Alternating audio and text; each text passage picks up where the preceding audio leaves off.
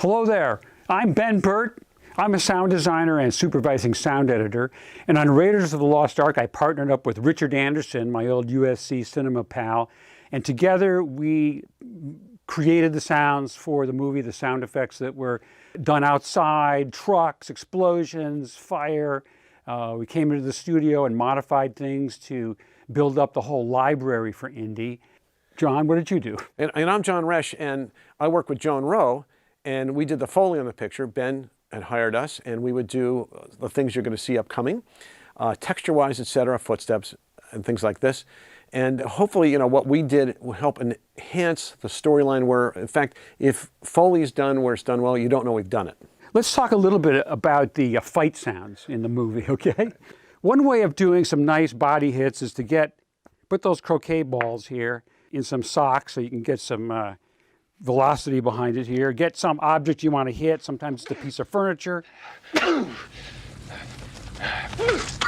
What would Foley be doing in one of our fight scenes? I am glad you asked, Ben, because again, we talked about texture. So what I'd be doing, I would be setting up with, well, what's ubiquitous for Foley? A couple things. Number one being celery. Number two being a chamois. Take the chamois and wrap it around the celery.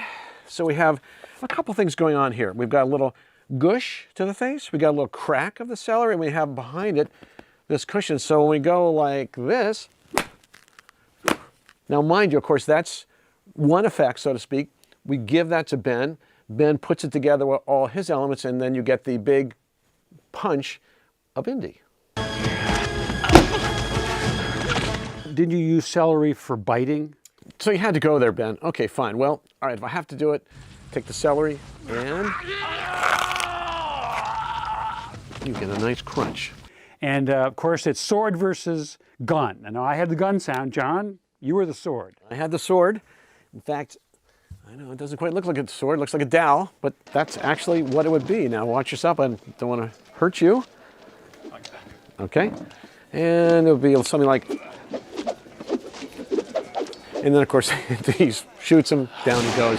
And I might even do the sword hitting the ground, too. Again, really whatever Ben wants, but Ben would send us a roadmap, if you would, as what he needed, and we would fulfill that. There's a scene in the movie with snakes, thousands of snakes. And you may want to say we had to produce the sound of many snakes slithering over each other all at once. And so we turned to something we've made a lot of use of over the years. It's my wife's, Peggy's, macaroni and cheese.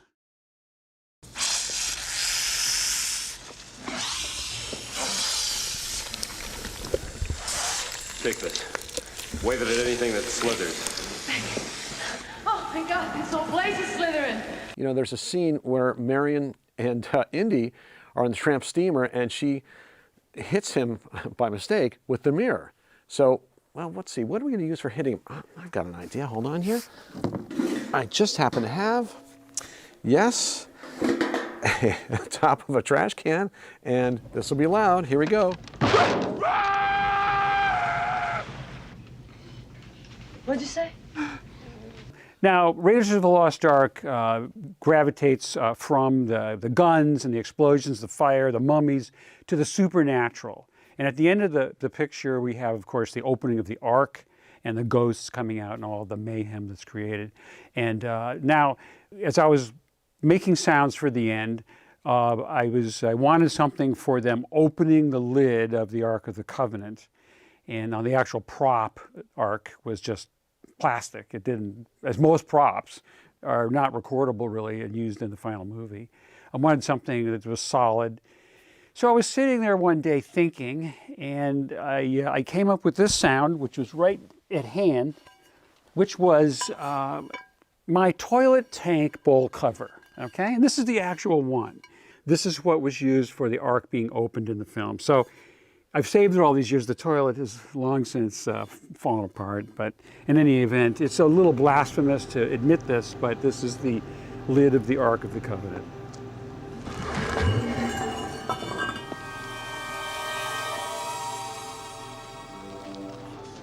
So I guess we've come to the end of our program, but let's look back a little bit. How long ago was it you did Raiders? 41 years ago, I actually started working on it, yeah. Do you still love film? I do. I still love it. I still love giving life to movies by adding sound, which completes the illusion. No matter what else has been done, it's not finished until the sound is there to really sell it. So that's a rewarding process. It always has been. I second that, and thank you, Ben. You're the best. Bye, everybody.